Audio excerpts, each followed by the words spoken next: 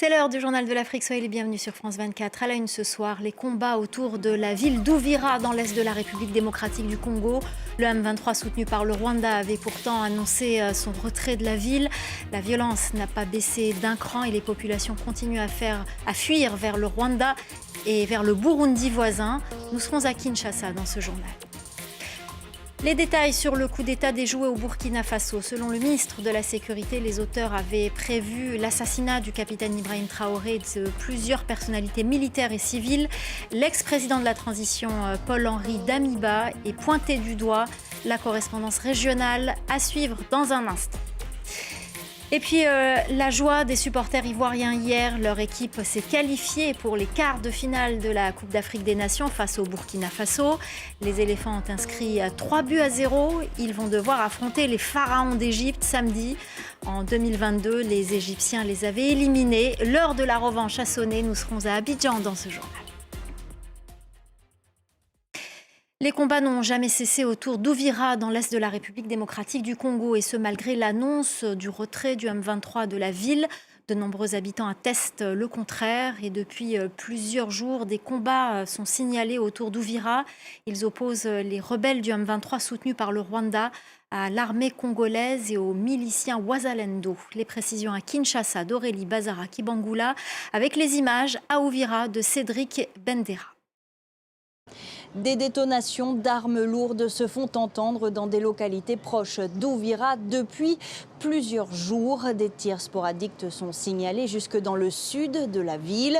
Les rebelles de la FCM 23 ont pris le contrôle d'Ouvira mi-décembre. Puis, sous pression américaine, ils avaient annoncé leur retrait de la ville. Le gouvernement congolais, lui, remet en cause ce retrait. Une situation confuse qui inquiète les habitants d'Ouvira.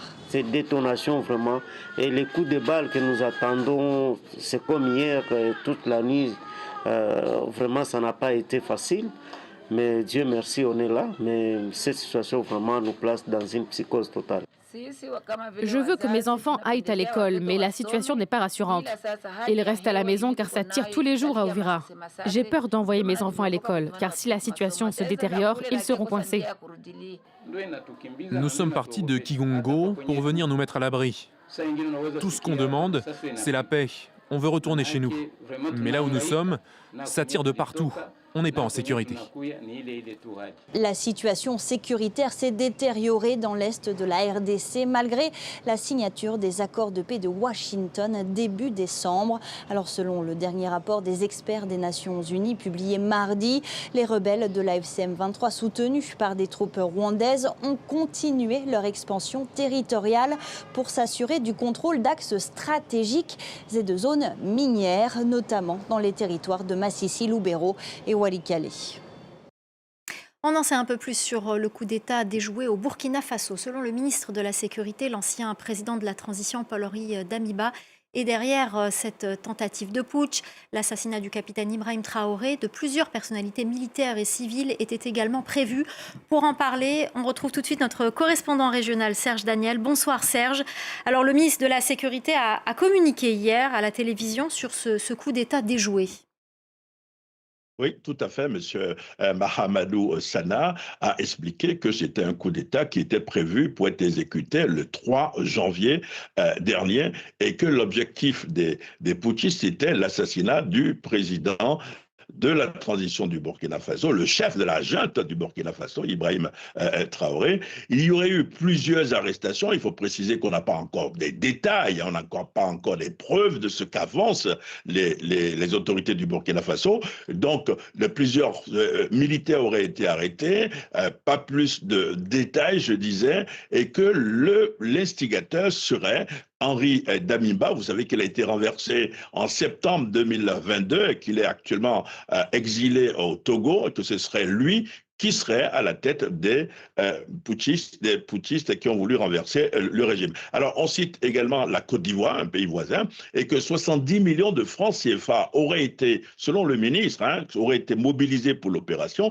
Et nous avons quand même deux réactions ce soir. D'abord, une réaction d'un diplomate ivoirien de la sous-région qui dit ceci, c'est une citation, la Côte d'Ivoire n'est l'ennemi de personne, nous sommes l'ami de tout le monde, que le Burkina produisent les preuves. Le Bénin récemment, c'est une citation qui continue, le Bénin récemment a été victime d'une tentative de coup d'État. Il y a eu des preuves qui ont été fournies. Là, on n'a pas du tout de preuves.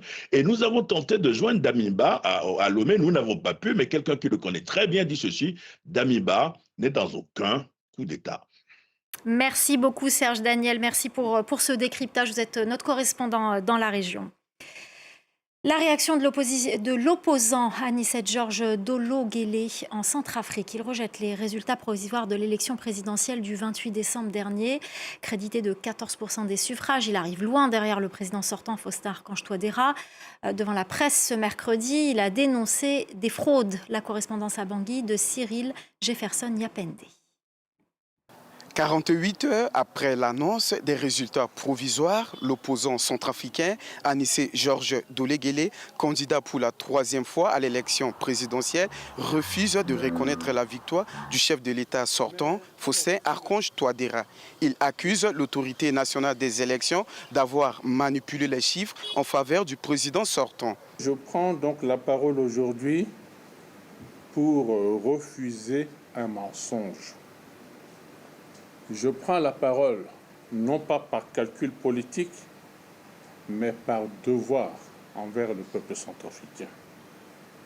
Ce que l'autorité nationale des élections appelle des résultats provisoires n'est pas le reflet du vote du peuple, mais le produit d'une fraude massive, organisée, méthodique et couverte par l'ANE elle-même. Anicet Georges Dolo-Guélé affirme également que sa sécurité est menacée en indiquant que 3 de ses membres de sécurité ont été enlevés dans la nuit de lundi à son domicile par des militaires du groupe russe Afrika Korps. Dans ce climat de tension post-électorale, tous les regards sont tournés désormais vers le Conseil constitutionnel. L'institution dispose d'un délai allant jusqu'au 20 janvier pour proclamer les résultats définitifs de la présidentielle déjà contestée par une partie de l'opposition. En Tunisie, les problèmes d'accès à l'eau potable sont fréquents. Certaines zones rurales ne sont même pas raccordées au réseau. Selon les chiffres de différentes ONG, le nombre de Tunisiens touchés serait entre 200 000 et 300 000. Voyez ce reportage de Lilia Blaise et Hamdi Tlili. À Faoura, un village qui fait face au barrage de Bouretma dans le nord de la Tunisie, Atef, activiste dans la lutte pour le droit à l'eau, rencontre des villageois qui n'ont pas l'eau potable chez eux. Je dois marcher des kilomètres pour avoir de l'eau. Et je fais ça plusieurs fois par jour. Ils documentent leur cas pour l'envoyer à des ONG qui tentent de recenser les problèmes des citoyens d'accès à l'eau potable. Donc, ce qui est paradoxal, c'est que ici, dans ce village, ils voient l'eau chaque matin dans un des principaux barrages de la Tunisie, barrage Bouretma. Ils n'ont aucune goutte. Des kilomètres à dos d'âne avec des bidons à remplir, ou bien le système D, comme nous le montre un autre villageois. Dans les hauteurs du village où se trouve une source, il a lui-même, avec d'autres habitants, installé des tuyaux faits de briques et de brocs pour accorder l'eau aux maisons. Tous ces tuyaux en caoutchouc qui descendent depuis la source vers les maisons, ce sont nous qui les avons installés. Ils desservent 2 localités, avec ce système complètement précaire. Nous buvons, nous mangeons, nous lavons la vaisselle et nous nourrissons les animaux avec cette eau. Il n'a aucun moyen de vérifier la qualité de cette eau. Regardez là, la terre et le calcaire, tout ça se mélange dans l'eau. Et malheureusement, nous sommes obligés de boire ça. Une conduite d'eau a été aménagée par les autorités assez loin du village, mais c'est actuellement le seul point de ravitaillement.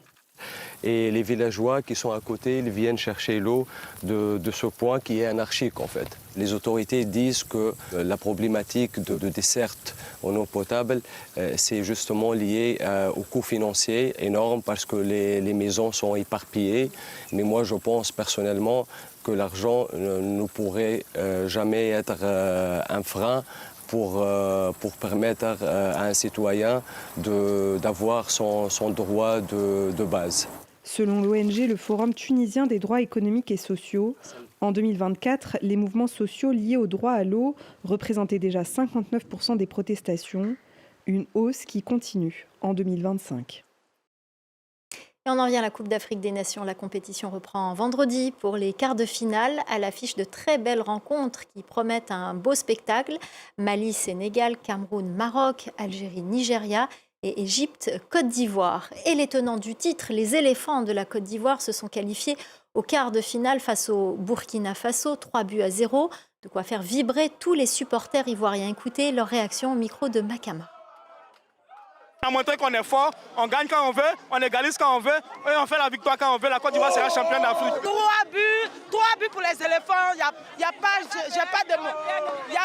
J'ai pas les mots me manquent au fait. Que Dieu bénisse la Côte d'Ivoire. À jamais 304. Nous allons prendre ça encore cette année. On va compléter 4e étoile ici encore. Oh yeah, Côte d'Ivoire. Et justement, les éléphants vont affronter en quart de finale les pharaons d'Égypte. Ces deux équipes se connaissent très bien et les éléphants n'en gardent pas forcément un très bon souvenir. Lors de la CAN 2022, les pharaons les avaient éliminés. Une défaite encore bien présente dans les mémoires, mais les Ivoiriens sont déterminés à conjurer le sort. Makamara à Abidjan. À Abidjan, on n'a pas oublié cette soirée du 26 janvier 2022 à Douala, au Cameroun, où la Côte d'Ivoire a été éliminée en 8e de finale par l'Égypte à l'issue d'une séance de tir au but. Autre souvenir, en février 2006, lors de la finale de la CAN au Caire en Égypte, les éléphants s'inclinent là aussi au tir au but, malgré une prestation qualifiée à l'époque d'héroïque.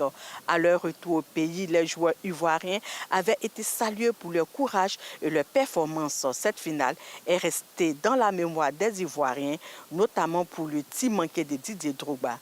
Cette fois-ci en Côte d'Ivoire, la confiance est au rendez-vous. Dans les rues d'Abidjan, les supporters sont convaincus que les éléphants passeront ces quarts de finale et qu'ils remporteront même la coupe pour la 2e fois consécutive. Ici, comme on le dit souvent dans la rue, jamais 203 et pourquoi pas jamais 304. Voilà, on suivra évidemment tous ces matchs de ces quarts de finale.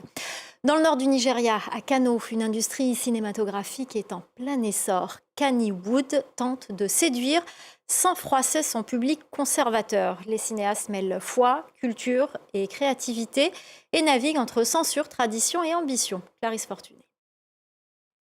Dans le nord du Nigeria, les caméras tournent dans une industrie cinématographique rarement mise en lumière au niveau international. Kannywood, le cinéma en langue Hausa, produit chaque année des centaines de films, tout en naviguant avec précaution entre les sensibilités religieuses et culturelles. Basée à Kano, au cœur du nord majoritairement musulman, l'industrie cherche à moderniser ses récits, sans franchir les lignes rouges. Nous remettons en question le statu quo sur certains enjeux sociaux importants, mais ce n'est pas que nous piétinons la culture ou la religion, nous le faisons avec tact. Kannywood a longtemps vécu dans l'ombre de Nollywood, l'industrie cinématographique nigériane mondialement reconnue. Nollywood dispose de budgets plus importants, de plus de matériel, de plus de sponsors et d'investisseurs et attire même des équipes étrangères pour tourner, principalement à Lagos et à Abuja. C'est ce à quoi Kano aspire. Kamilu Ibrahim réalise la saison 2 de Watashida, 6 mois en Hausa, une série qui aborde le mariage forcé, un sujet sensible dans une région régie à la fois par le droit civil et la charia islamique. Avec environ 80 millions de spectateurs à Hausa en Afrique de l'Ouest et centrale, le public potentiel est immense. Trouver l'équilibre entre tradition, censure et ambition n'est pas facile, mais sur les plateaux de tournage de Kano, le message est clair. Kannywood veut être vu, entendu et regardé bien au-delà du nord du Nigeria. Voilà, c'est la fin du journal de l'Afrique. Restez avec nous, l'info continue sur France 24.